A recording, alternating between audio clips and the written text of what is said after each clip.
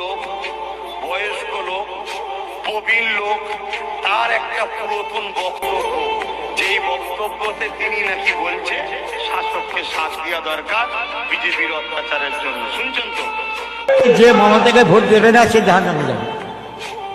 অর্থাৎ মুসলমান মমতাকে তুমি ভোট দিতে হবে। কে লিখছে? আমি লিখছি। একটা পুরাতন বক্তব্য। তখন শাসক বলেনি যে দিল্লি চলে যাও, তখন বলেনি কোরআন শেষ হয়ে যাবে। তাহলে সেই সময়ে তার বক্তব্যটা খারাপ কি আছে? এই একটা সময় তো আমিও তো বলেছিলাম যে ওকে বাদ দিয়ে অনেক দেখা হয়েছে, এদের সাথে যাচ্ছে, যাক আমার ভালোবাসার লোকদের বলেছি।